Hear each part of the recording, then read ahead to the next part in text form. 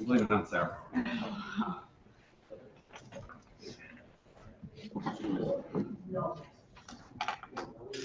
Crack my neck before I sit down.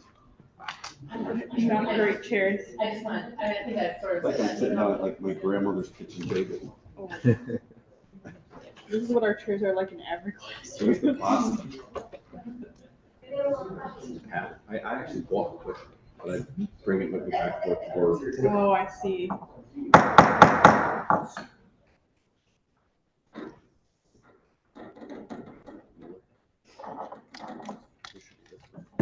Good evening.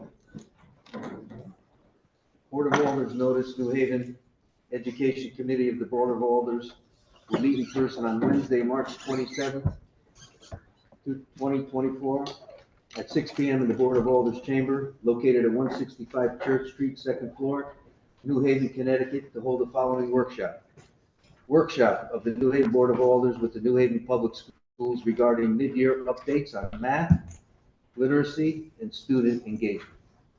Per order, Honorable Sal Pondo Chair, attest Honorable Michael Smart, City Town Clerk. These items are on file and available in the office of the City Clerk located at 200 Orange Street, room 202, New Haven, Connecticut, 06510. For accessibility related accommodations, please call 203-946-7651D or 203-946-8582 TDY TDD. Public comment testimony may also be submitted via email, publictestimony@newhavenct.gov before 2 p.m. on the day of the meeting. This meeting may be viewed on the New Haven Board of Alders YouTube page. Okay, at this time, I would like my committee members to introduce themselves, starting from my right. Oh, Kiana Flores, Ward 1. Frank Redenti, Ward 15. Sarah Miller, Ward 14. Sal Punzo, Ward 17. Jose Crespo, Ward 16. Meister. Henry Murphy, Ward 11. Thank you.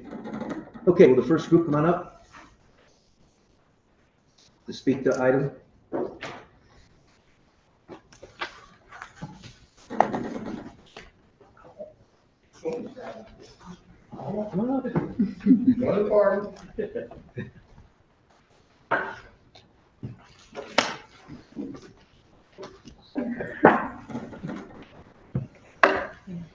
Before we begin, please state your name and address for the record, please. Dr. Madeline Negron, 928 Elm Street.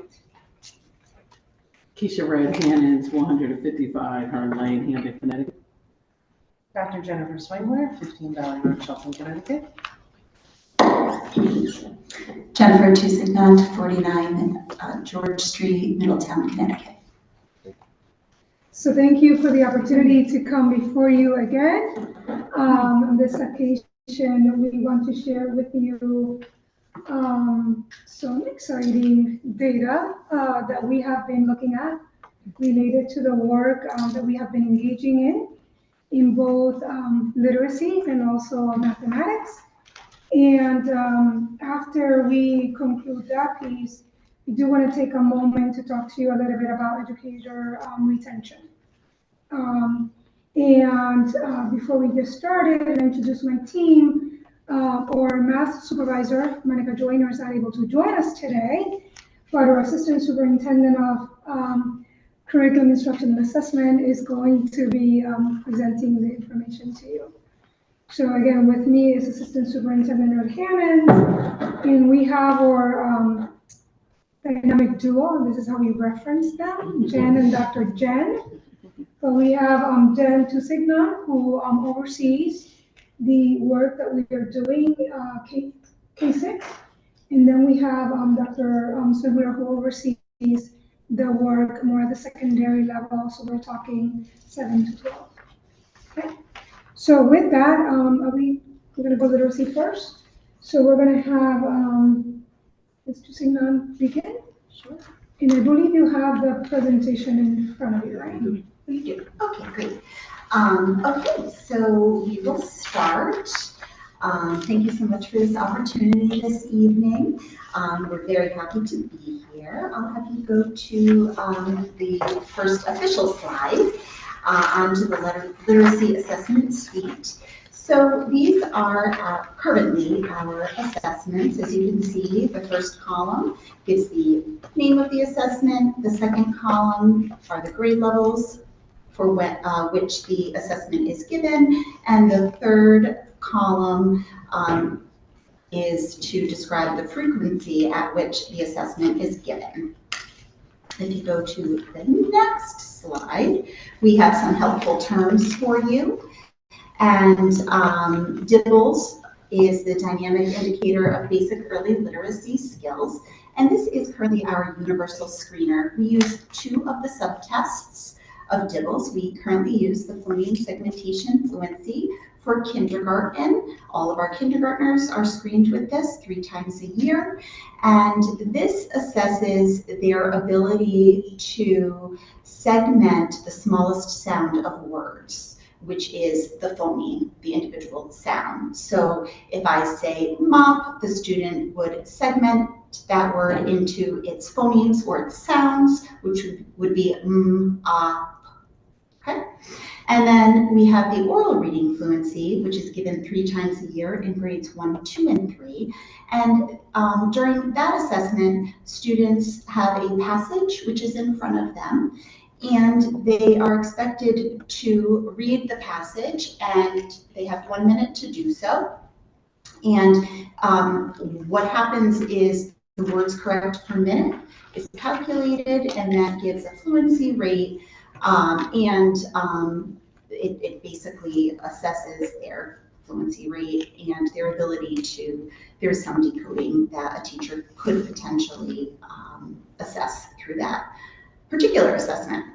And then we have the HMH growth measure. This is a new assessment to New Haven this year. It's by Houghton Mifflin Harcourt, which is the parent company of Into Reading, and Arriba la Lectura, which is our core program, K-5. This growth measure is given beyond grade 5. It's given grades 3 through 10, and it assesses both comprehension and language. It's computer adaptive, so as the child does well, it continually gives them more difficult stimuli, and as the child isn't doing so well, it will give them easier stimuli to get to that just right place. So here on this next slide, you'll see that we have our fall data for phoneme segmentation fluency for grades K and 1.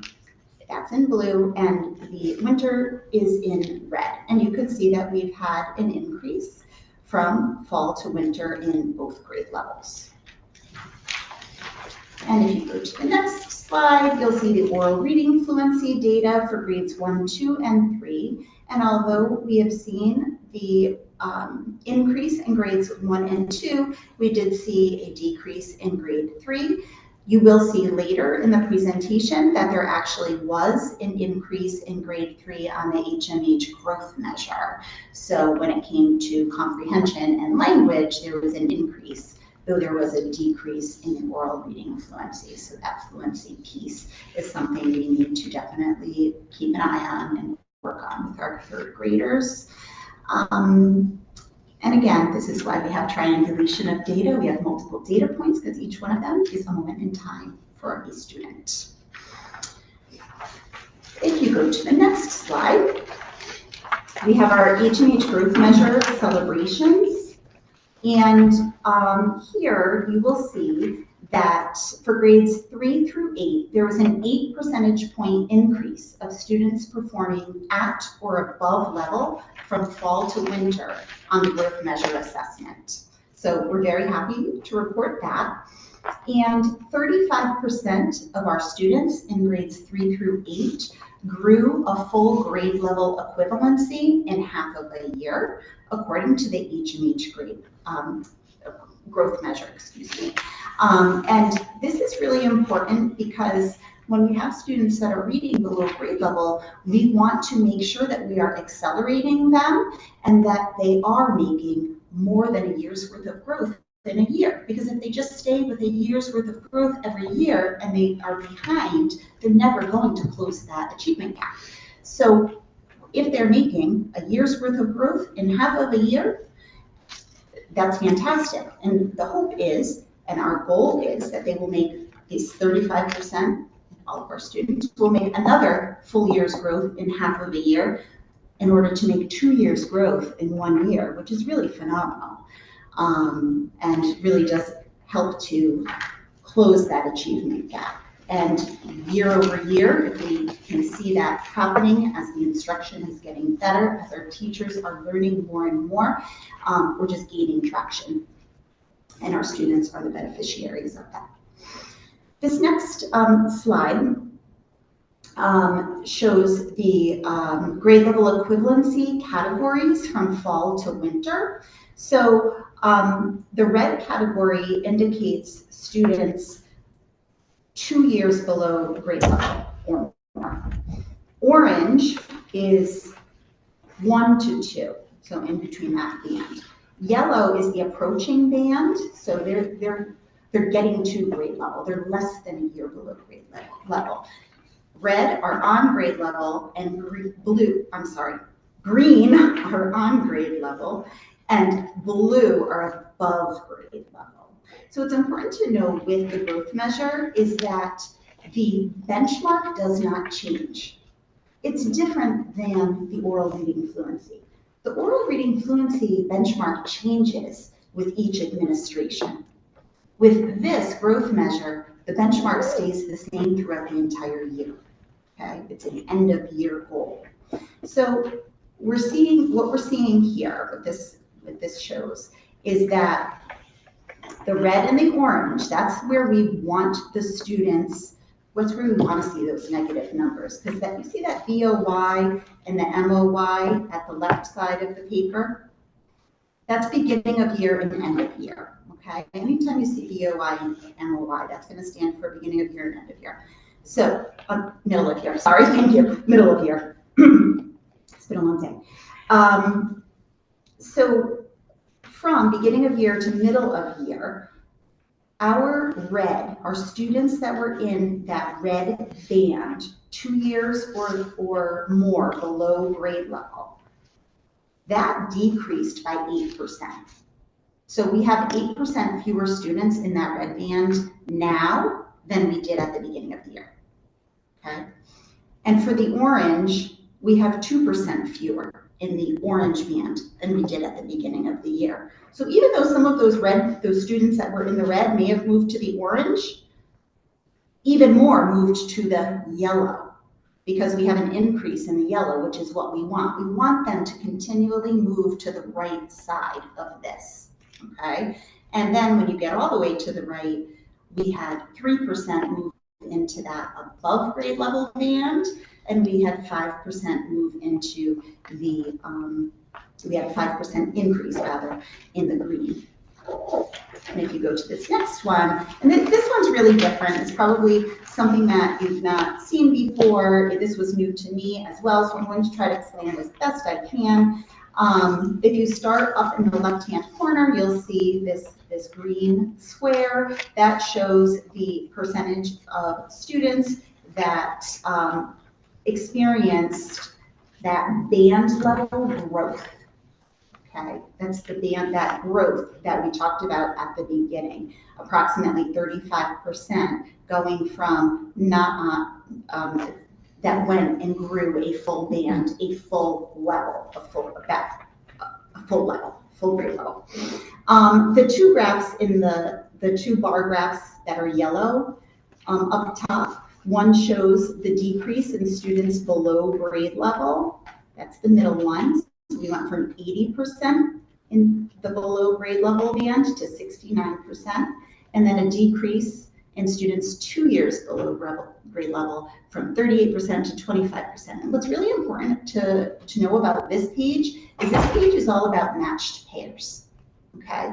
So the only students represented on this particular page are the students that were with us and were tested in the fall and in the winter. okay? So if a student came in and was only tested in the winter, they are not taken into account here, okay? So you'll see this blue arrow here, and that is pointing to 522. I know it's hard to see. That's pointing to 522, okay? If you look along each of those rows, you'll see the rows, it says -2. That means, it says less than 2. Those are 2 years below grade level. 1 year below grade level to 2 years below, in between there. On grade level, above grade level. So that takes into account where kids were at the beginning of the year in the first administration. So you'll see it says grade level equivalency, first test pair. Okay, so the rows indicate first test. The columns indicate second test. So you'll see the headers for the columns, that's second test. So for example, we take this 522 where the blue arrow is, okay? Those kids were below grade level at the beginning of the year. However, they're now on grade level. Just to give you an example of how to read this. So we had 522 go from the below grade level to on grade level. And then you can read it. It just helps you, gives you a reference point. Now, the students that are in that white going down diagonally, it doesn't mean that they didn't grow, it just means that they didn't change bands. Okay, and then the yellow means that they did change bands. It could have meant that they were on a cusp of a band, they were just over a band and fell back into another, because these are all based on metrics. Could have had a bad testing day. There are lots of reasons for that. But I'm going to pass it over to Dr. Jen to talk about secondary a bit. Excuse me for a minute, I'd just like to welcome Alder Marks. You're welcome. I'm sorry, go ahead. So we again take a look at the bell curve for grades 9 through 12, seeing how the progression of growth moves from left to right.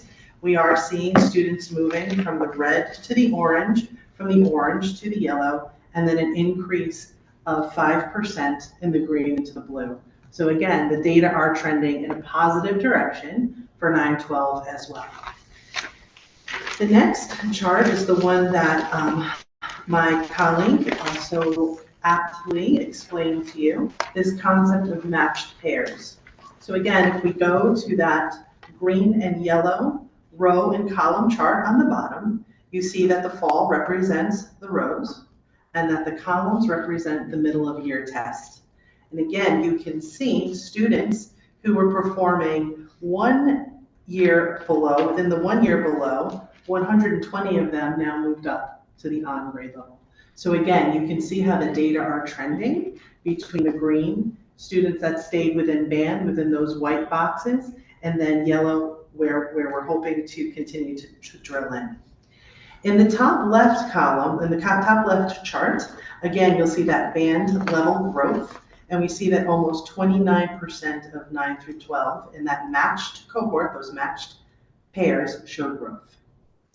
Also, we see a decrease in our students who are performing below grade level, and then importantly for students that performed 2 or more years below grade level. We want to continue to see this trending down so that we see the data are showing an increase. And Dr. Jen, if I could just interject. Yes, that 29% represents students that grew a full year's worth of growth, and that from fall to winter. So not just the students that showed growth, but grew 1 year. Thank you. So again, we want to make sure that students who are performing below grade level are just what Ms. Red-Hannon so amply said, are growing a year plus. We again want to see that acceleration component for kiddos at the high school as well.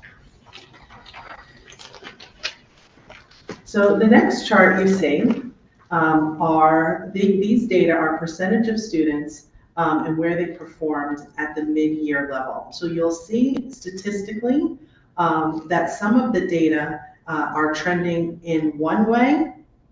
Some data are statistically unchanged. There was not a significant change. and some data are shifting into the red. What our goal is within this data are to see boxes in the shades of green. So you can see from a quick glance that there is more green here represented than areas that are in the red.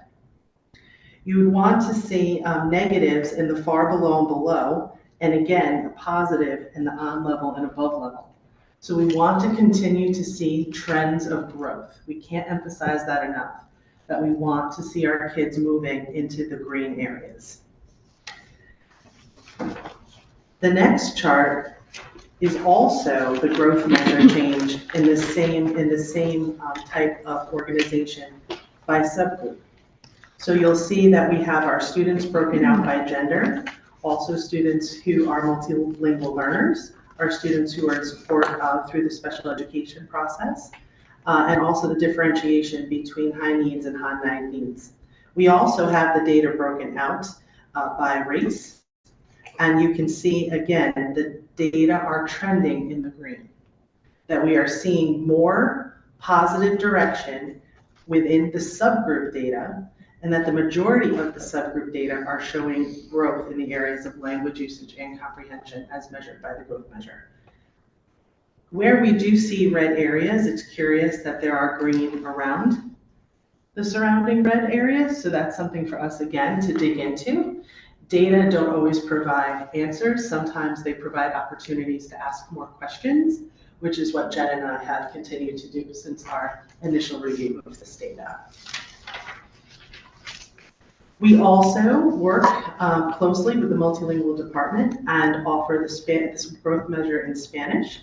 So you can also see how the data are trending for our students who took the growth measure in Spanish.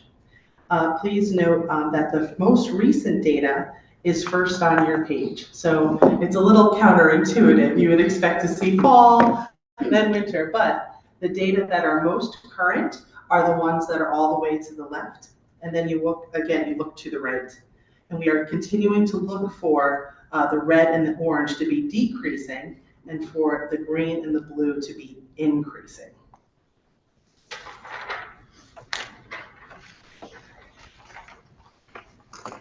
And I believe that is our last slide. And before, next and steps, before you yes. go to the next steps, so when we began to analyze the data and share the data, we're very happy about what we're seeing because we are seeing a positive trend. But what I'm making sure that I state and make sure that everybody's cognizant, right? These are our internal assessments, as you heard on that first page with the definitions. Particularly this HMH new assessment, it is new to us. We don't have enough years of data to actually look at it and see how exactly is it correlated to what we would expect to see then in our high stakes assessment, which is more advanced. So what I'm saying is, yes, we're excited because the trend is positive, but this is not a time to be like, okay, we can kind of release the release on that gas pedal, right? To be like, oh, let's take it easy because we're trending in the right, because we just don't know. It's a new assessment. But looking forward then to see continuing on this progress to ensure that our kids are meeting a year's growth and more, and to continue to ask the questions around the kids that are not moving from those bands, to unpack and see exactly where exactly are the issues, what else do we need to hone in, and then there are some next steps that we have in terms of the work that we are continuing to do. So Jen and I have felt very fortunate to join the New Haven community.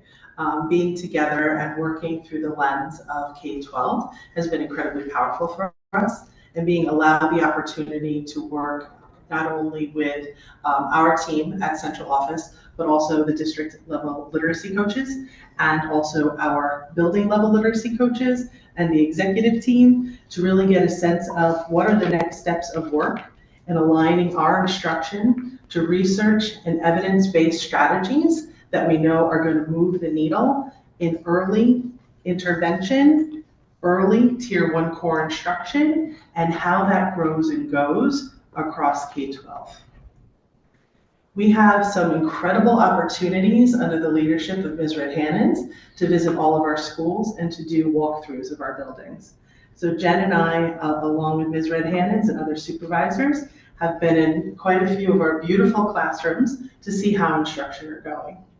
We include direct feedback that is aligned to the research around evidence-based practices in both K-3. Specifically, as the work increases around our alignment to the science of reading thinking, and also for our work for 12. It has been quite a privilege to see the hard work of the teachers of New Haven, and we continue to elevate our thinking by working with our coaching team. We know that high-quality professional development can't live in isolation of classroom practice. We know that that interaction with coaching is one of the highest levers. So Jen has done an incredible job to completely give her the praise that she deserves around elevating the work with our building level coaches around the K-5 work and using a core resource. We continue to explore further how to use that work in small group. Jen and I are dedicated to moving the needle on reading achievement for New Haven Public School students. We will not rest until we have reached our goal. That small group work is critical, K-12. Traditionally in high school, it may not be your first go-to strategy for instruction, but we know that the kids of New Haven may need an additional level and layer of work within their small group reading targeted instruction. So we continue to empower our teaching staff through our coaches, through working closely with our administrative colleagues, and in addition, empowering our leadership team to work, to analyze, to plan, to instruct, to gather more data, and more importantly, to never get tired of asking the difficult questions. We thank you so much for your time. Okay, excuse me just for a second. Before we go on to math, I'd like to give the committee an opportunity to talk about the reading piece, because it is a lot. I mean, these numbers here are, you know, but so if there are any questions from my colleagues? Thank you, Mr. Chair. I just wanted to ask, what would be some of the variables that would cause a decrease in DIBELS ORA data for the third graders? Sure. So a few things. First, I need you to know that we are looking at a more comprehensive universal screener, because when we say we're giving the DIBELS, we're really only giving 2 subtests. And that's something that has been done here for a number of years. However, we are piloting 2 more comprehensive universal screeners. One is the M-Class, which is the entire suite of DIBELS, K-3, but it is done electronically with the students. The student still sits one-on-one with for that experience with their teacher, but the teacher is inputting the data electronically, recording everything electronically, so that they're better able to have the data at their fingertips to manipulate as they need to. So that will include nonsense word fluency, as well as the maze. It's going to give us a more comprehensive look at the student, letter ID, everything in one. We're also looking at Amira. It happens to be an HMH product, but both of these universal screeners are approved by the state. So we are working closely with the State Department in a vetting tool to help to guide the pilot and to make a decision and a determination. We are using this pilot in both the monolingual classrooms as well as in our biliteracy classrooms, in a few sampling across the district, so that we can get a good idea of what we're going to be using moving forward. But so that just gives you a little bit of what's going on in the background. As far as oral reading fluency goes, students that are not reading on grade level are going to have a hard time with this assessment. And the benchmark does change. So at the beginning of the year, they're expected to be here, mid-year, it goes up. So if they're reading below grade level, and that benchmark number for the fluency rate is increasing, and they're stumbling on words as it is, that's going to be the reason for the fluency rate to decrease. Okay. Thank you. Mr. Chair. You're very welcome. Any other questions from the committee member? Yes. Thank you, Mr. Chair, and thank you for the presentation. I thought it was very comprehensive and very well explained with all the data points. One question I had is sort of how does this data compare to maybe the goal that you had for maybe just this year in terms of increasing these reading levels? For example, like is the sort of goal for the rest of this year to get most students, like a certain percentage of students, to be on track? Is it just kind of decreasing? And sort of how does the data points that you see here, for example, like the percentage increase of the segmentation fluency and things like that in different grades, compared to, I guess, how on track you are on to reach that like certain percentage goal? Sure, that's a great question. So with the age growth measure, that is a brand new assessment to us. So we weren't exactly sure how that was going to play out for our students. I can certainly speak to the phoneme segmentation and the oral reading fluency because I happen to know those assessments very well. And you've been giving them for so many years that I have historical data. So what I found once mid-year came, I was hoping to see more of an increase because we have a new core program, right? So we are seeing increases in other areas of literacy, but we didn't see the increase with the phoneme segmentation or the oral reading fluency that I thought we might potentially see.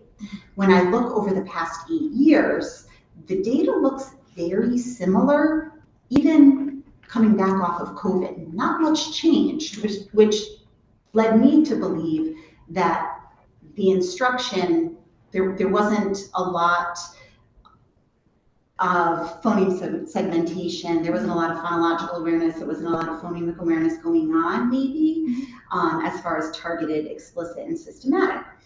So what I did was I became very, very popular with everyone and gave them more work. So what we did, and I have to say the literacy coaches have been phenomenal. We decided that Dr. Jen and I met, we had to do something. You can't have stagnant data over 8 years and with a new core program, something, you can't wait till next year. You just can't. So mid-year, looked at the data and said, we happen to have letters training, which all of the literacy coaches are going through this great professional learning experience in how to teach systematically and the importance of the science of reading. And so we decided if a student is not on level for phoneme segmentation fluency, those students need another assessment in order to decide exactly where the point of entry for instruction is. Because the phoneme segmentation fluency isn't telling us enough. It just, as any universal screener should do, it's alerting you to, oh, you need to look over here, there's something going on, you need to kind of look under this hood, you have a problem. So what the literacy coaches have done is they've taken any child who is in what we call the yellow or the red, so below grade level, not meeting benchmark in the PSF, because we have to catch them early, we have to. And gave them this additional assessment, it's called the PAST, and from there, sat with groups of teachers, looked at the data, and came up with teacher-led interventions in the classroom. So that's where their small group instruction is, okay? Same thing with the oral reading fluency. You mentioned how that 3rd grade they dipped. Well, a lot of times when we look at a fluency issue, oral reading fluency, you think, oh, this must be a fluency. Many times it's a decoding issue. So we looked, we actually gave them a flow chart of what to look for, whether it's, is it decoding, is it fluency? In most cases it was decoding. We gave all students that were in that yellow band, meaning they were below grade level, the core phonics assessment. And that was something most of our coaches were familiar with, but they hadn't given it in this way to this many students for this reason. And then found the point of entry. Now, if a student was in the red, we gave them not only the core phonics survey, but we also went to the past for phonological awareness. Because what if it is that we need to go all the way back to those pre-reading skills? And what the coaches have told me is, some of them have said, I wish I did this sooner. Why didn't I do this sooner? Why didn't I think of this? And they are very surprised at where some of the points of entry are. But it gives them something tangible, like here are the numbers. This is where you're starting. In addition to that, Dr. Jen is doing a book study. She's leading a book study with the coaches on Kilpatrick's work. And of course, the name of the book is escaping me at the moment, Equipped for Reading Success. So we have them working on that. And we bought them UFly, which comes out of the University of Florida. And that has a great scope and sequence to it, which you look at any of the data from the past or the core phonics, and it lines up and shows them exactly where to start their instruction. So we are hopeful. I am expecting to see that uptick at the end of the year. And I really am so proud of our coaches and our teachers for the work that they're doing. It has been a heavy lift this year for them, between a new core program, having new supervisors, and with different expectations. And I just want to echo what Supervisor Signat stated. I've heard several of our coaches, as well as our teachers, reiterate their excitement, and initially wasn't, right, about another assessment, but their excitement once they receive the results, because now they're giving students what they really need and not drill and kill of the same old things. So we do expect to see the growth. It will take time. I want to temper expectations, right? As our teachers are learning, as our students are learning, but we feel like we are definitely moving in the right direction. And to wrap up on this piece, I just want to add, and I hope that you are sort of like picking up on it. It has really been about the systems and the structures that are being put in place so that there's a clear way in which we are assessing children, and not just assessing, right? Because every time you assess, those are minutes that you're taking away, valuable minutes that you're taking away from instruction.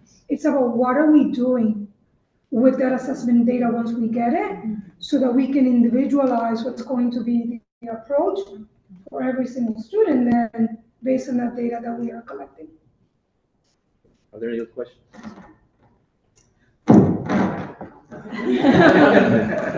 I just want to thank you all and acknowledge that this is a very different conversation than the one we had 2 years ago.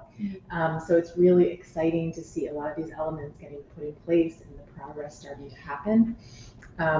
I just also want to acknowledge that our numbers are still abysmally low. And I heard a lot of what you see as the factors that you think are going to keep us moving forward for the little kids. I'm wondering about the high school students. We have so many high school students who cannot read, who cannot write, and they have not had proper instruction for a lot of their educational lives.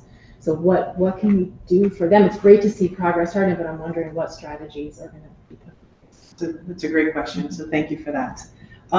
It's been very clear since Superintendent Dr. Negron joined us that literacy is one of our primary focuses. And I have to say, the teachers have heard the call all the way up to grade 12, and they're hungry and curious. I mean, English teachers watching a child struggle to read the novel that they so desperately want them to deeply understand and infer from is a really hard thing.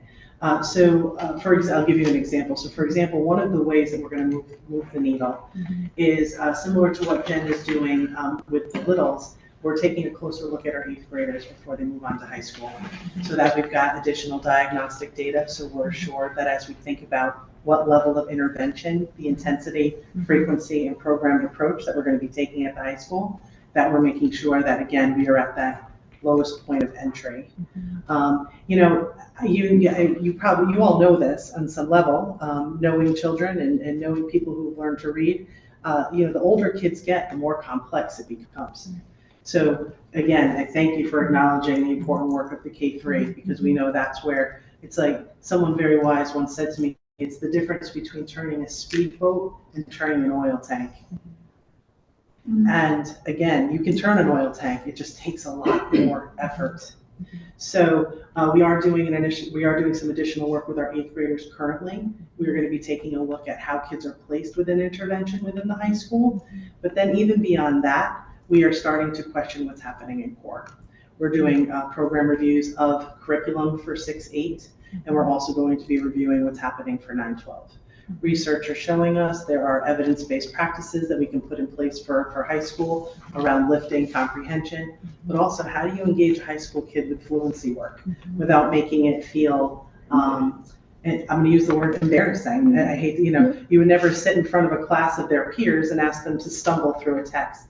So luckily we work with incredible teachers who are very empathetic to the needs of kids and are open again to that small group instructional work. I think that it is through that targeted small group fluency, teaching some common strategies for the gist, summarizing, chunking text, vocabulary work, building world and word knowledge, huge for secondary students. And again, we are taking a look and making some strides for the 6-8 work. We just introduced Notice and Note as a core reading strategy. That is in our core program for K-5. We just did professional development over 2 sessions for our middle school teachers to start to use that. So again, we've got a system and structure in place. We also believe that kids will engage in reading when they're reading things that they enjoy. So a superintendent has also encouraged us through an April challenge, a reading challenge, where all kids K-12 are going to be engaging in independent reading work. So again, getting our reading lives very visible for kids, bringing back that love of reading, the love of story, putting the right books in kids' hands, windows, mirrors, sliding glass doors. And finally, Jen and I have been working with the Science of Reading consortium we are in, and we have been working with CAPS and spoke to some of the leadership there and said, listen, how do we as a state take the work that's been happening with the Science of Reading and grow it all the way through 12th grade? And on that question recommendation, there's now a think tank that's being put together across the state of Connecticut, which Jen and I have been invited to be a part of, to really start to articulate what are those high leverage strategies. For example, what could interactive read aloud look like K-12? And how do we elevate that level of work? So I hope that gives you a little insight into next steps. Certainly a heavy lift, but I look forward to sharing more with you as we progress. Thank you, Alderman. Any other questions? Okay, I have, I think Ms. Hannon's answered it, why do you think the growth is taking place? She answered that I think the teachers are becoming more comfortable with the program. But as you know, programs don't teach kids, and materials don't teach kids, highly motivated teachers. That's right. So what are you doing to motivate teachers, especially ones that are not that comfortable? I know you go through the coaches, Yes. but coaches are great, but they're not in front of the class all day long. So how are we motivating or encouraging or supporting the ones that really make a difference? That's a great question. Part of what motivates adult learners and teachers, quite frankly, is when they feel that their efficacy is being raised. So when they are feeling more confident with what they're doing because they're seeing results in the classroom. So really, really taking that pause and that beat on, all right, let's look closely at your data. Again, the school system has wisely, pun intended, invested in the data-wise process that is, and again, Ms. Red-Hannons is the leader on this and she can elevate this, but really, really thinking about what ignites our curiosity about our why and what keeps us motivated. Jen and I could not agree with you more. The program's not going to do the work. The teachers are going to do the work. We have invested in, graciously, some high quality materials. Donald Grief said, all you need to do to teach writing is hand a really skilled teacher a pencil and a piece of paper, right? Things have changed, but we need high quality materials. Point being, the teachers and the efficacy, and again, the comfort, I think, and I will say, having everything in one spot, K-5, in such a wealth of go-to, it's better than going to the Google. Right? And again, concentrating our professional learning in one direction that we know has been vetted and has been received as high quality. I think people feel more confident in that, and knowing that as we see the data grow, they're going to raise their efficacy is going to grow. It's only when teachers see impact in their classroom that they really truly buy in. Thank you. One last question. Professional development. I know in years past, when we had professional development, they had many K-4 teachers go in one place. Probably 60% of those teachers didn't need that because they already knew it. So is professional development being looked at in a different way so it really gives them some development that they're excited about? One of the last professional development opportunities that our teachers K-5 had was one that we received a lot of positive feedback on. It was really interesting because we provided our coaches basically with just an outline of what we wanted them to do. And we utilized our new core program. And within our new core program, there is professional learning. However, you can pick and choose your own pathway. And it has webinars that are designed specifically for whatever you happen to think that you need. We gave them choice within there. We didn't leave the whole thing open because there were certain parameters, because I do believe that this is still a new core program. There are things that we want everyone to go through, but not everyone needs all of the 4 modules that we had selected. They had 2 professional opportunities to go through, and they picked most of them had to pick amongst 4. Some of them had more opportunities because they're part of pilots that we're doing within the program. Amira, the other way. Amira was one of them because we're doing that as a pilot for the universal screener that's within each and each. So some people also had that as an option, but we had an overwhelmingly positive response to that because it was something that they could do with their grade level team.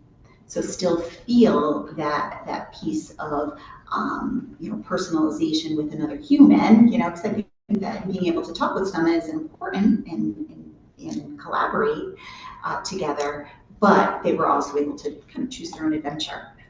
So. But with that, also realizing, right, that right now, because we're working with new curriculum, and again, research-based program that has been adopted, we have to continue to make sure that we are supporting all of our teachers in fully understanding the 5 essential components of reading and how it is, right, that we know now very clear, according to the science of reading, that should be the approach in which we engage in teaching children how to read. So it's almost like ensuring that, yes, going, at everybody's pace and a little bit of choice here and there, but at the end of the day, we got to get everybody aligned on what the research is saying is the way that we have to teach reading. So that part we have to get right? So those are some of the guardrails that we are establishing to make sure, again, that we don't lose track of what we're going after. Thank you. Any other questions on reading? Hey, I just want, Yeah. and I'm surprised Dr. Brown didn't mention this, but it's not just our teachers, it's our administrators as Yes. well. It's all So I'll leave it for you to say how you're motivating the administrators. So I'll leave that to you to say, okay? Thinking about the right thing. All right.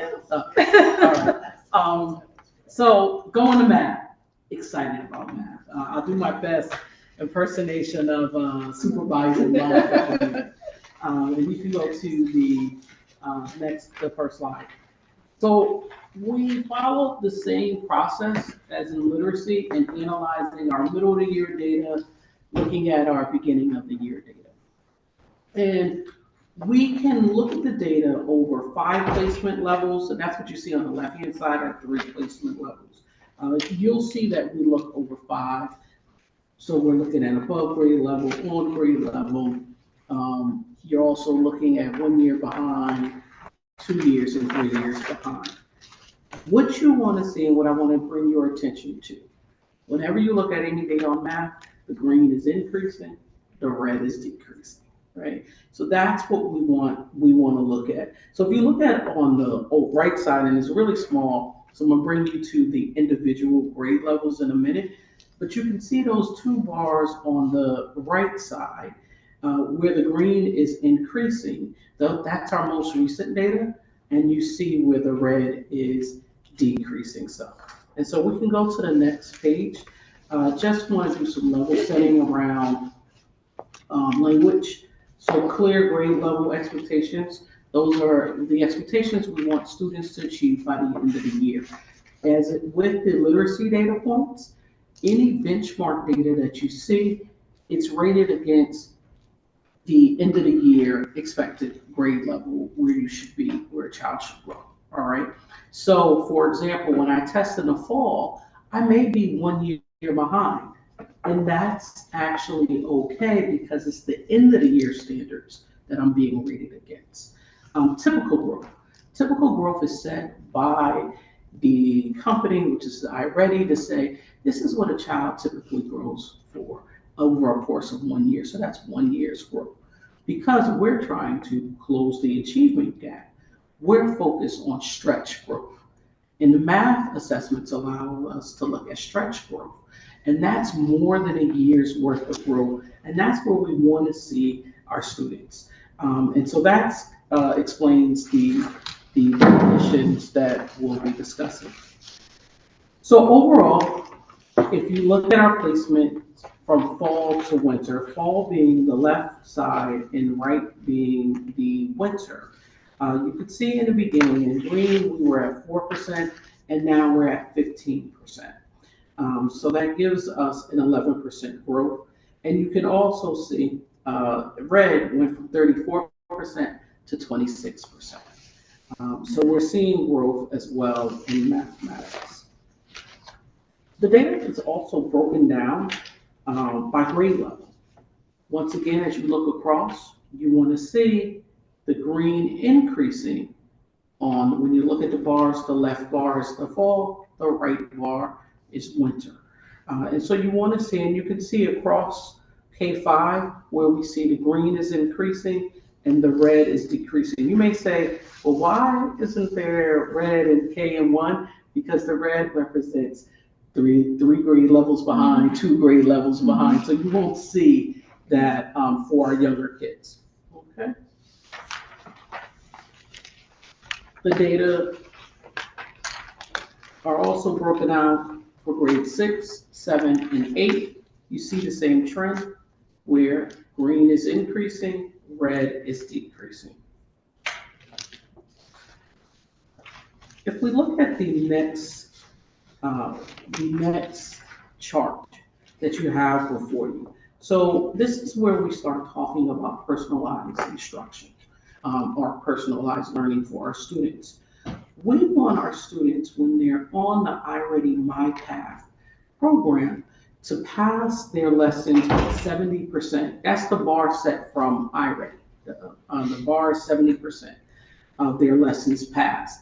We've set internally in district a bar of 80%. And if you look across where average percent lesson passed, we've hit 80% in almost all grade levels. Grade 8 is right there with 79%, and grade K is at 73%. So we've met iReady standards in all grade levels. We're pushing for a higher standard in the district. And you see up top, the bars represent the amount of minutes recommended usage for students in K and K8. And this chart is a little tricky, and it's a scatter plot. And on a scatter plot, if you look at the left side for academic year 22-23, you see a lot of dots. Those are schools clustered in the low performance, low growth, and low performance, high growth area. And you see one school that's in the high performance, high growth. This is telling us the type of growth that students are making and looking at that typical growth and stretch growth. When you look at the right side of the 23-24, you see more schools in that higher bar having higher growth. We want the growth to continue to increase.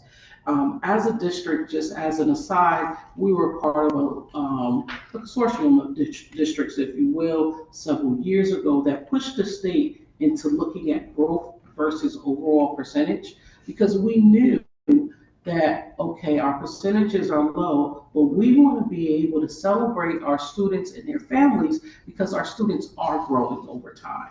And so that's why we're also looking at overall proficiency levels, but we also pay attention to how much growth our students are making. And so when you look at this 23-24 chart, scatter plot, you see that more students are moving towards the right side and up on growth, and we actually now have 2 schools on the high performance, high growth level. The next chart. So we want to look at growth and how it varies from fall placement levels. And if you can look at the chart, you want to see the dark blue. That's telling us how much our students are moving from fall to winter. So if we look at let me say grade 5, for example, we can go down and see that 56% of our students is 1 grade level below. 47% on grade level, and 57 mid are above. You want to see the dark blue. Where we're not seeing movement, and what we noticed was that our students that were performing at a higher level, we're not giving them the personalized instruction that we should. A lot of times when we come in with instruction, we're thinking of remediation a lot and teaching to the middle. And so what this chart tells us is we also have to focus on our students who are performing above grade level as well to ensure that they're continuing to meet their growth targets as well. Okay. If I go to the next one. So our celebrations. 9% increase in students early on, mid, above grade level. 34% decrease in students 2 or more grade levels below. And that's huge to have that type of decrease from fall to winter. And that's the match cohort as well that Supervisor Tusignant spoke of earlier. 9% of our students have already met their stretch growth goal. At this time of the year last year, we were at 6%. And 31% have met their typical growth goal, which was 23% last year. So we're expecting to have more students achieving the stretch growth goals that were set for them. Next steps. So we're providing targeted support to the 5 schools who have demonstrated the least amount of growth. We are providing on-site coaching from our iReady coaches that are in district to provide additional support to our teachers and the staffs as well. We're identifying students in a gray area who are not growing as much. Those are the students that were already performing at a high level that we're not seeing growing at the rate we would like to see them grow. And we're also leveraging the work for our coaches, the work that our coaches are doing in the individual buildings, meeting with them, professional learning. It's been increasingly helpful, the fact that we have a core curriculum across K-8s in mathematics, because it allows for more collegial conversations amongst our coaches and our teaching staff as well. So with that, I'll stop. So again, positive trend also in math that we're very excited about. I'll turn it over to.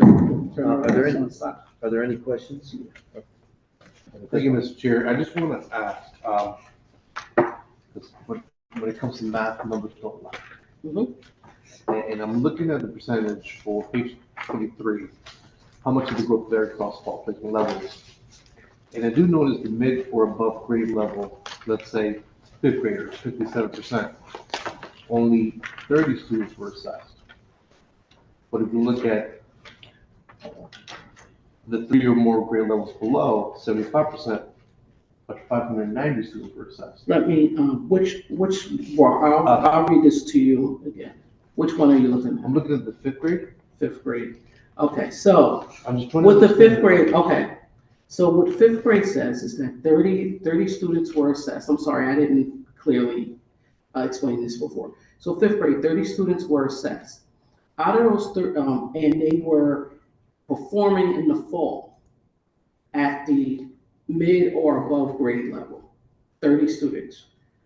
Out of those 30 students, 57%, they showed 57% growth of that typical growth from fall to winter. You want students to be at the 50% mark now, okay? So when you look down further, 66 students in fifth grade, I'm still following fifth grade, 66 students were at the early on grade level. They are showing 47% growth, typical growth. You want them at 50%. Okay, and then you go down further, 348.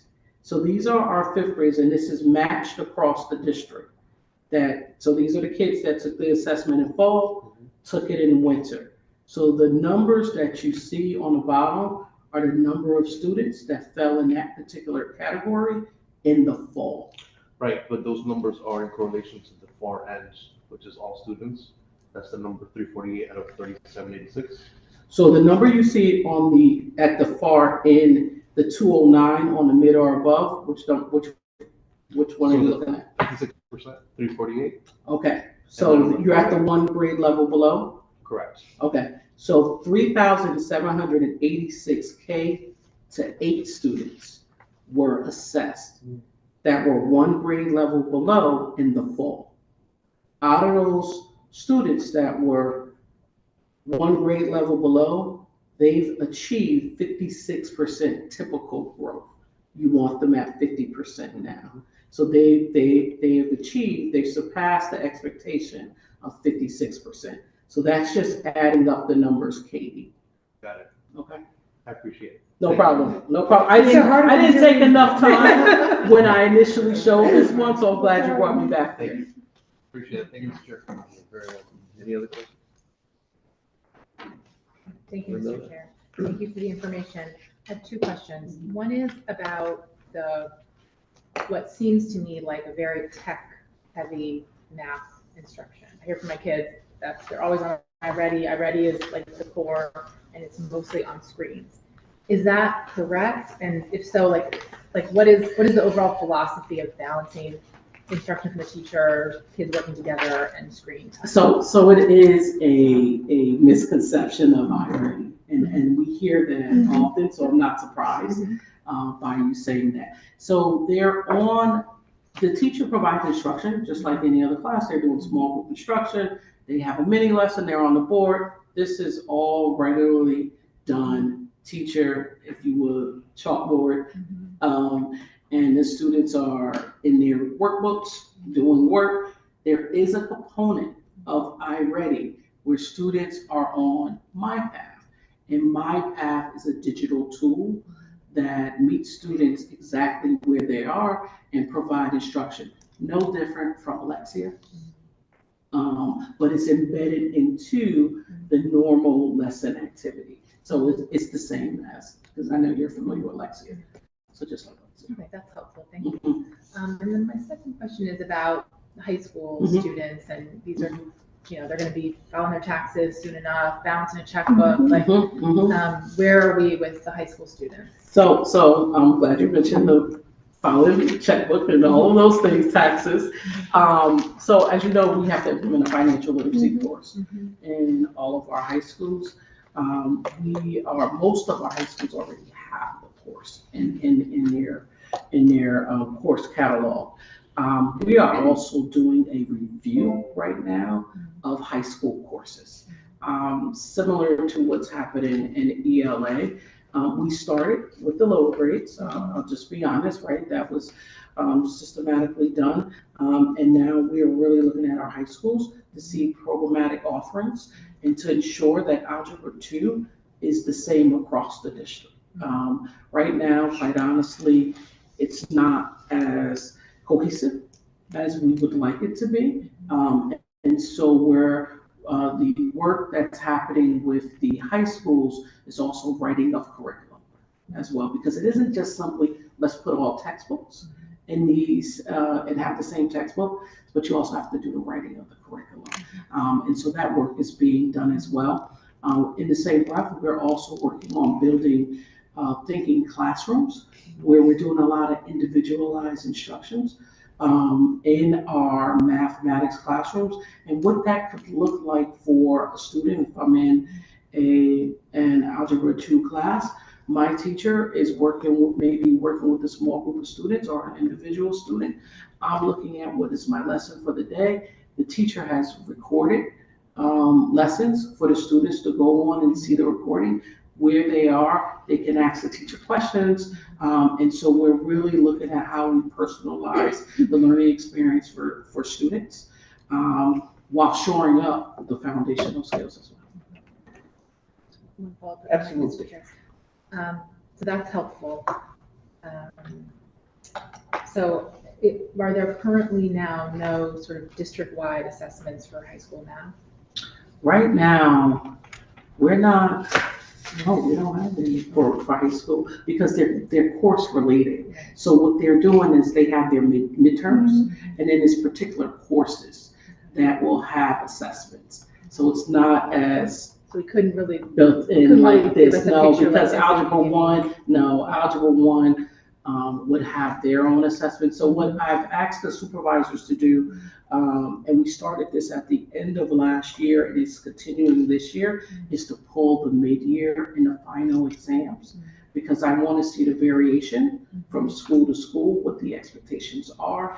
And so they're pulling the exams so that we can actually look at them, so that we could look at data that would be the same if we gave an Algebra 1 test, let's say middle of the year, that is the same. And now I can look at from school to school, I can identify those pockets of success, what is happening, have conversations, focus PD. Right now, it's not that consistent. Okay, great. Thank you so much. Very well. Any other questions from the committee? I just have one. How long has it been? Has the system had? So we introduced iReady 2 years ago in K5 and 6-8 this year. So this is the first one. So it's known. New for the Yes. middle school. Yeah, new for middle school. Any other questions?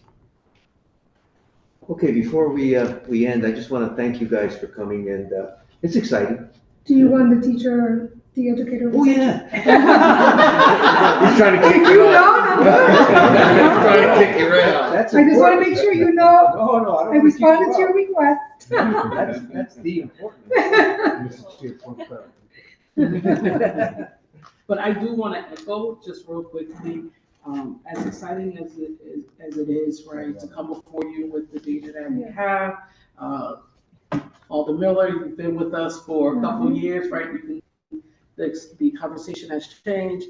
I do want to say, we're cautiously optimistic where we are right now. We are continuing to press forward.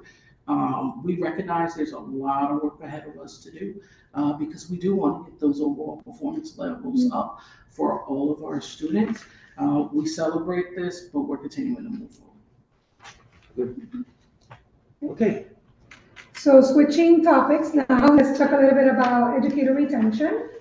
So in your packet, the first slide that you have is data related to hires and resignation, but I do want to call your attention to the dates, right? So this data began collecting it the year before, when the new person came on board, started tracking the data. Now that has continued. So I don't have data to go back. But again, the emphasis in the district right now, as you've seen in literacy and math, we need systems and structures to have data timely that then we can respond to. right? That's the culture that we are building. But here you see that during that time period, there were 701 hires at the same time that there were 466 resignations. And then in terms of just teacher hires, you see that in that time period, there were 400 new hires. But when you look at the total amount of resignations in the teacher group, there were 335. So it's almost like we're trying to close the gap, but it still continues to be very challenging to be able to do so. The other process that we have put in place is to insist that when a person leaves, invite them to do an exit interview, because that's the only way we are going to learn, right? Why are you leaving? What was the primary reason why you are leaving? So here you have the data that was collected for last year and the data that we have up to date, as you saw, March 11th being the last date. So you see here, right, part of those reasons have to do working conditions is what they're saying. Part of it has to do with salary and compensation. Part of that has to do people leave because they're looking for career advancement opportunities. Part of it, they're speaking about quality of the supervision. But you see, we don't see that this year, so the supervision is getting better. And sometimes it has to do for personal or family reasons. So again, we're trying to do a good job again and just say, do you mind doing an exit interview? Because we want to learn, right? What are those factors so that we can then work on retention? On the next slide, you have what are we doing in terms of retention work? So conducting those exit surveys, conducting interviews.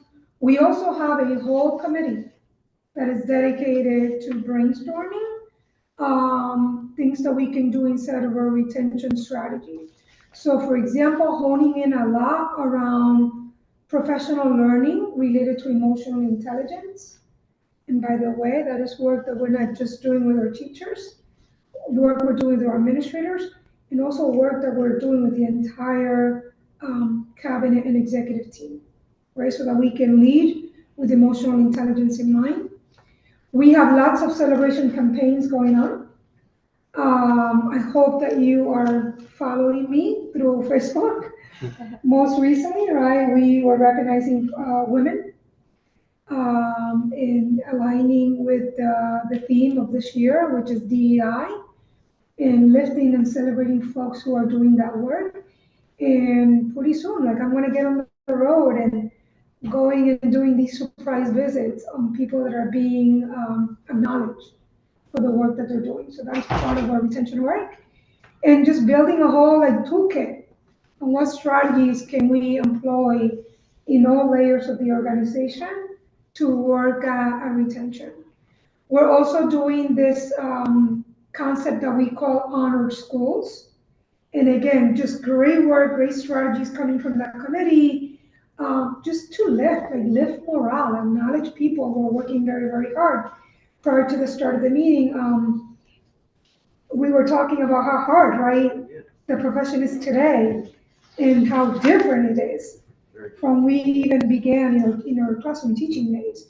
So doing a lot as it relates to recognition, celebrating people, continuing to do like the TAPS Award, Paraeducator of the Year, Teacher of the Year, and also the new Increasing Educator Diversity Plan that was introduced to the board early this month that we had to submit to the state. So all of these pieces are coming into play as it relates to teacher retention. The next goal is telling you we have set goals. Just like we set clear goals for literacy, for math, there are clear goals that we have put in place as it relates to recruitment, to hiring and selection, and also to retention. So by the end of 26-27, we want to see a 15% increase in the new teachers that we are bringing in, meaning that we want to bring teachers that reflect the diversity of our students. So we're aiming for that 15% increase. That means that we want to go from the 29.9% that we had in terms of teachers of color in 22-23, we want to bring that up to 34.4 by the end of that 26-27 year. But also knowing that recruitment is not all. It's what do we do once they get here? Speaking a lot that I want that experience to be there from day one. What does that look like from the moment that we say, yes, you are now a member of NHPS? What does it look like from the time that we go to HR to fill paperwork, from the time we come day one? Like, do we have the resources that we need to do our work?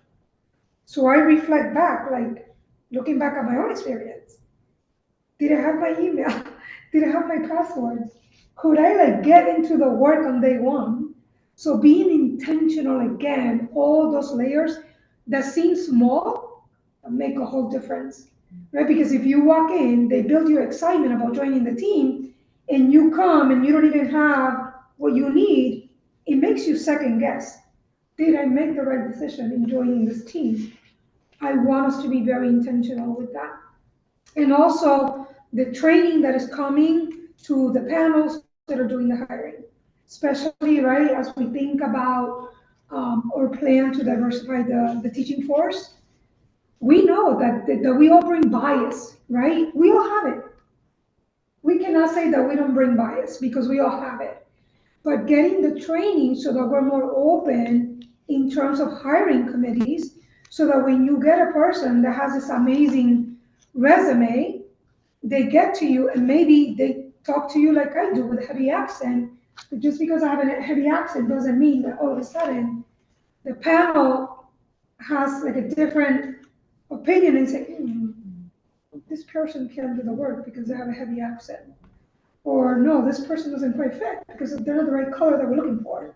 So even that level, right, of training that needs to come in, and then also setting targets to make sure that we are having a larger increase as it relates to retention. The next piece is just giving you some ideas in some of the retention strategies that we have. Part of it is involved related to professional learning, in continuing that work around cultural competency, linguistic diversity also, right? Because we know that's who we are as New Haven. Also doing a pilot mentorship program where we want to be intentional about how are we pairing people, right? For that support. Like, oh my God, I knew, who can I talk to? Who can I be vulnerable with? Being intentional about preparing. So people always have like a buddy to go to and somebody that can help them navigate. And also, tapping into the new partnership. I'm sure you heard the announcement that, when I came this summer and I met with Yale in meeting with different partners, I'm saying, well, I need more resources. And one of those resources is ensuring that we bring more educators in. How do we support educators? So a lot of the funding that is going to come through that partnership with Yale, that is going to help us to create these fellowships in partnership with Yale and Southern, to say, hey, you're already with us. Let me get you into this fellowship where your master's gets completely paid for, and that we can entice you to go into areas that we know we need you because they're hard to fill, but you get it paid for. You don't have to pay a dime, right? So bringing these strategies so that people will want to stay with us. So those are just some of the strategies that we have right now. So more work that needs to happen, but I wanted to give you a little bit of insight into what it is that we're doing. Thank you. Any questions about retention? Thank you for the presentation. Thank you for the presentation. I'm just looking at retention. It's quite notable that the top reason in both timeframes looked at was working conditions. Mhm. Can you drill down and explain what feedback you get, what working conditions means? What are the components of the problematic working conditions? And what are you doing for the different components of working conditions? So first, right, we have to call attention to the fact that we're an urban environment, right? I'm an educator that I chose to dedicate myself only to urban environments. But often what we hear is, oh my God, I can go next door, I can make $10,000 more and not have to work as hard as I have to work here because of the challenges, right? You just heard us talk about the large number of students who are significantly behind grade level, right? That creates pressure for an educator. So that could be one. Second could be the fact around, let's name it, you heard me say this before, we did an assessment around our facilities, right? I still have classrooms that are not in the conditions that I wish they were. And that also comes into play, right? Often for teachers. Other working conditions sometimes could be like the culture of that particular school or building. That is why we're putting a lot of emphasis around professional learning related to like welcoming schools, the emotional intelligence that you heard me speak about, right? As leaders, are we bringing emotional intelligence? How are we doing that? So that we know the work is hard enough, but how do we create conditions so that leaders, educators feel that they're in an environment that is supportive, right, to their needs, and not always with this mentality of like, I got you, that it is truly a partnership on how to support and how we are committed to their own growth as an educator. So it's like those are some of the pieces often that we tend to hear when somebody says, working conditions. I hope that Yeah, answers it your does. That's a follow-up question. The first issue you spoke about was the work being hard in light of the educational challenges of the children and some of the data that we look at, and it's notable. Yes. Alden Miller spoke to it. We're looking at successes, but when you look at the percentage of the numbers of children in this lowest category, it's staggering. And It is it's mind-boggling. still a lot of work that we have to do ahead. And I'll start with myself, right, and the team. Let me ask you a question. Yes. Is that okay? No, I wanted you to say that, but maybe you'll fold in my question.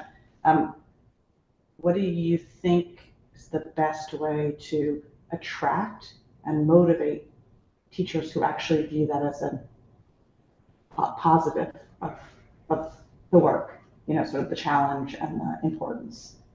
The way I frame it and the way I motivate everybody around me is that we got to go back to our why. There's a reason why we all went into education. At the end of the day, we are doing this work because we love what we see when we know we're having an impact, even on one kid, what that feels like Dr. Jen spoke about, right? And I think it's tapping into that why and saying this is about all of us collectively joining forces so that we are making an impact on every single child, and we can multiply that. And then bringing the urgency, because I bring the urgency every day, I do, but I also couch it with urgency with the support, that it has to be balanced, right? So we're speaking about, we know that there's a new way of teaching. And one of the things that we keep reminding ourselves, take reading, for example, new curriculum, tons of new resources that were put in the hands of the teacher. But also, right, a teacher could be like, oh my God, this is too much, like I'm getting lost. Are we giving the time the teachers need to acclimate themselves with these new resources? Are we giving them the time to come together and collaborate, support one another? Are we giving them the support in terms of the guidance that we offer on how to best make the decisions that they make as the educator, not the computer, right, not the platform? Because at the end of the day, it is the teacher that teaches. So I would say that's what I'm hoping that we bring to recruit and say to educators, if you want to come into a place that's going to be with you, we're going to be with you. And I often tell folks, Like, we're not going to allow you to fail. That's the line that I use whenever I'm hiring an administrator, whenever I'm hiring a central office person. I get personally involved at that level. That's my line. I am not allowing you to fail. You're not going to fail because we're going to be with you, lockstep with you here and here. So that's the culture that I want us all to create, to say we are with you. And not only are we with you as a district, I want them to know, coming to New Haven, hear the city of New Haven speak about how they're rallying together to support children. Because the whole community wants children to thrive. Be part of that movement. That's how I inspire people, right? And I will continue to do that. Oh, it's Mr. Chair, can I just, for the comment, I just want Yeah, to sure. thank you for your conviction and passion and commitment. It's just so evident and really, thank you. We're in it. We are loving what we're doing. It's hard, but we're loving what we're doing because we know we are going to make a difference. Thank you. Thank you. Any other questions? Thank you, Miller? Mr. Chair. Yeah, sure. I wondered if you could speak to what systems are in place to identify people who are in the system, not necessarily full-time certified classroom teachers, but paras, also a lot of part-time teachers, a lot of them in the arts I've seen, who develop sometimes really amazing relationships with kids, are the reason why kids come to school. And nobody really goes to them and says, we're gonna get you into a classroom, we're gonna support you, we're gonna make it possible for you to be here long term. Not everybody wants to do that, but a lot of them don't get that sort of support in moving to the next level and being able to stay in the school in a permanent position or in a certified classroom position. I'm just wondering, is there a system in place for identifying those people, supporting those people, moving forward so that we get to keep them and we don't keep losing them? So great question, because I forgot to mention, as part of that strategy, in that partnership that I mentioned, right, that is happening through the funding that's going to come from Yale, that we're doing with Southern, we are going to be able to continue some of the work that this was able to do with the ARPESR money, where we created a pathway for existing paraprofessionals, right, who best, they know our kids, they're from the community, that had an interest, like I want to continue and eventually become a classroom teacher. Through that pathway, those are teachers right now that are in our classrooms as teachers. That work now, we will be able to continue as part of that partnership because one of the pathways is going to be that the paraprofessional being able to be supported to become a classroom teacher, just like then we're doing the current classroom teacher to get master's degree, to continue to go up the ladder. So that's part of the process. Just one question. Absolutely. Is there any system or principles encouraged to like identify those standout people? So they might not think of it themselves, they might not want to go into the program, but like I'm thinking of the dance teacher at Fairhaven, and we had a well-publicized drama teacher at Nathan Hale who left, and these are like beloved people in the community, and nobody ever went to them and said, we really want you to stay here and we're going to help you make that happen. Just wondering if there's a culture of doing that or if that's something that you've thought about. So that's the culture that, again, we want to create, where everybody feels valued, everybody feels supported. I'm going to be honest with you, I don't have like a set structure to get there yet. Not in the way that we've laid it out for like paraprofessionals, the way we've laid it out even with our own students in creating the educator pipeline in terms of that career pathway, right, growing our own teachers. But again, you're reminding me, right, of the importance of continuing to do part of those strategies, recognition, honor system, and saying to folks, hey, maybe you haven't thought about it, but you make an amazing teacher. Have you considered that? And taking advantage now, right, that the state has offered so many flexibilities to make the process a little easier. So I think I gotta bring that back to my team. Let's formalize that. Alder Crystal? Thank you, Mr. Chair. I wanted to get back to the working conditions. one of the things that my colleague Alder Mark started, inquiring about was the different reasons behind those working conditions, and if there's any particulars that maybe a teacher would say, this is the reason why. And I'm asking because I've had multiple conversations with teachers throughout the city, because many of the teachers, we went to high school together, and they're now teachers, they're educators.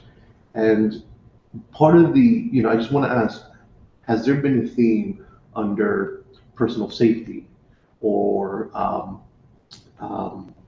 let's say, hostile environment, particularly surrounding where a teacher may not feel safe because of the students, or they're not able to provide an education where it's fair to the students, where one student may know or have a parent that knows a particular person in the administration, and it's like, well, you got to pass them anyway, whether they're failing or not. So some teachers feel like they're compelled to do things that are unethical, immoral, just because someone knows someone else.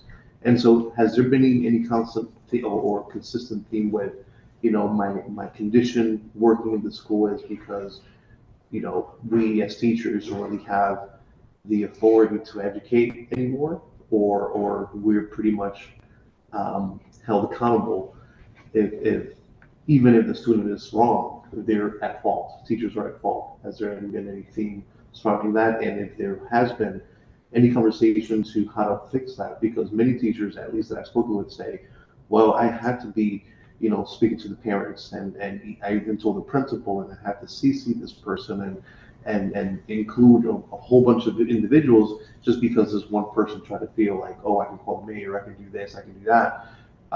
And the student themselves had to admit before the board, like, yeah, no, actually I never did my homework. I never provided an assignment. I never did anything. So then the mother is like, oh, the parent is like, oh, I didn't realize that. Thoughts? So Alder Crespo, I sure hope, right? I don't have the data, so I don't like to speak without data. Yeah. The data that I have is the data that I showed you as we're building the system.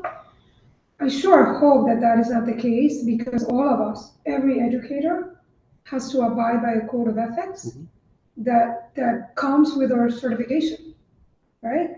So I sure hope that there's some level of integrity that people bring to this work. The data that I'm hearing more, and this is just hearing, don't have the numbers concrete yet. I have already began to ask, for example, Chief Reddish to begin to collect the data. What I'm hearing more and more and more in terms of working conditions is the uptick in the level of threats that people are being exposed to. But the level of threat is coming from the actual parents. I hate to say this, but we have like an uptick. You are talking about threats to teacher, threats to administration, threats to our security staff. So that is something that I know the board is interested in beginning to think about, like a policy, something that we can all stand behind. And it's something that I am collecting data to say we have to do that. I want, and I've been saying, I want our families to be true partners in this work, because families are a child's first teacher. We know that. We need the family to be part of that. But also, we cannot have that type of behavior happening across our schools, right? Or people are here to teach. They pour their hearts and souls into doing this work. The last thing we need is somebody to be upset and just walk in with the threats and pose a very unsafe environment that leads schools to lockdowns. And we have had to lock down because of situations like that. And I get it, everybody gets upset, right? I'm a parent. I heard the stories from my kid where I would be like all fuming, right? Because I'm hearing just one side. But like, we have to be the adults to be the models for children. When we are in disagreement, there's a way that we handle disagreements. disagreements don't mean we walk in and storm in and say we're gonna like cause all this harm to people. Some of that is what's going on right now. That I can tell you. And I'm gonna collect the data so I can say, hey, X number in X location. And I wanna talk with facts and I wanna talk with numbers. I appreciate that, Dr. Monroe, because some of the things that I've heard as well is, you know, these are folks that have been there 5, 6, 7 years, and they're like, one more year, I get my certification, and I'm out. I'm out of the NHBS system. I'm going somewhere else. Like you alluded to, you know, I'm gonna go somewhere with to make $10,000, $20,000 more, less work, no threats, no hostile environment. So, you know, these are some of the questions that we as elected officials have to ask, because we need to find resolutions for them. We're all about our children and being taught with equity, with quality. But we also have to look at those educators who also need those tools and the safety to teach our students. You know, because I'm product of the NHPS. I went through kindergarten and 12th grade, and now I'm here before you as an elected official, and I can say that, you know, public schools work. The teachers that love to teach, they exist. Ms. Camacho is one of them. You know, Viviana Camacho was my teacher in 3rd and 4th grade. And I have many things that I learned when she was a tough teacher. She taught us with tough love, and she was, you know, a bit strict, but it was acceptable because it was bringing us into the right direction. Now you have a teacher that does that, you're fired, or you're threatened to you know, take it a little bit, you know, take it down a notch or two. So that's just a concern that I'm seeing, or at least that I've heard, but I'm hoping that now with your leadership, that can be addressed, you know, that can be looked at, and our teachers can feel like, you know what, let's stay. That's part of the retention program. Let's stay and actually educate as we should, and keep our students growing. See those green numbers go up and those red numbers go down. So thank you, Mr. Chair. And Alder Crespo, just lastly, because I know we want to wrap up, but again, we also have to remind ourselves, right, what is happening nationally, right? Yeah. I mean, just yesterday, I know we were at the community forum over at Hill House, you know, that speaks about the fact that so many students age 14 to, I think it's 26, that are disengaged in everything that we're seeing in our communities, right? All of that is also inside of our schools. And it's about, you know, what are we doing also, right, to create the conditions where children can meet success. And I've always also said that, having been a classroom teacher, for me, it starts with get to know the child. Get to know the child, establish a conversation with the family. What else can I know about this child? So that you already know what's coming in, identify the talent, because every child comes with talent. Find out what it is, expand on it, build the relationship. It all starts with a relationship. Right? You hear the stories. Oh my God, how do you get this kid to like be so good for you? I wish I could get that in my classroom. Relationships, but also knowing that the dynamics, right, over the entire nation has changed. I mean, we see it played out every day. Just turn on the TV, we see it played out. A lot of work to be done. Thank you. We will keep at it. Appreciate it. Thank you, Mr. Chair. Thank you, Alder Crespo. Any other questions? You guys have anything else before I ask you to go? No. No. Don't leave yet. No. I really appreciate it. It sounds like you guys are obviously moving in the right direction. But it's a hard job. It's not easy. It's challenging every single day.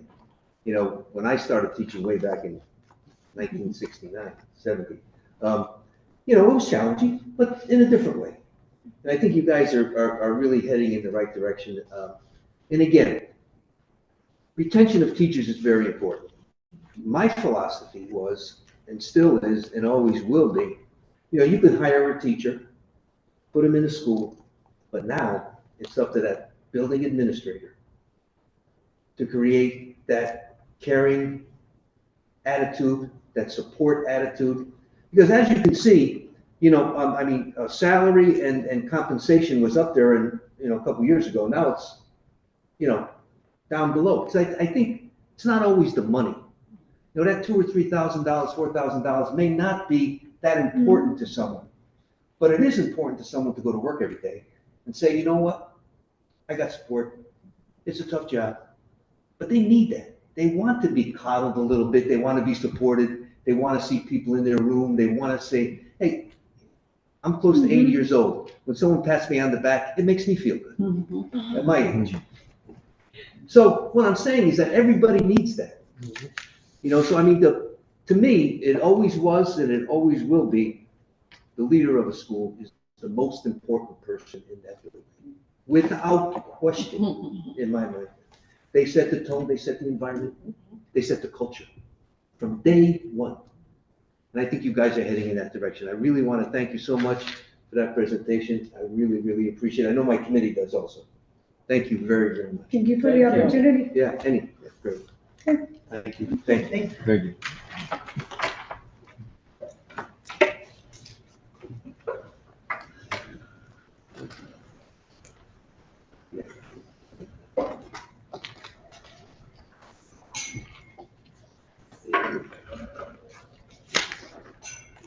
Okay, is there anyone from the public that would like to testify?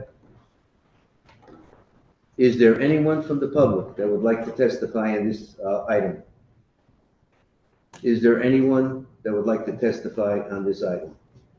Seeing none, I ask for a motion to close the public portion of this meeting. So moved. Second. Public portion is closed. All in favor? Aye. Good. Is there any opposed? I ask for a motion to adjourn this meeting. Motion to adjourn. Second. All in favor? Aye. Meeting is adjourned. Guys, I want to. That gavel. Hey guys, before we leave, I just want to talk to you about next month. Now, next month is the 24th, which is our scheduled meeting, is a holiday. I talked to Misty about it. We can do it on the 25th, but we have to be, we'd have to be, What's the holiday? Alchemy is a Jewish holiday that we couldn't have it. Day two. It's day 2, it's okay. I mean, it's not the night, Al, Which one? 24th, we can't have a meeting? second night of Passover.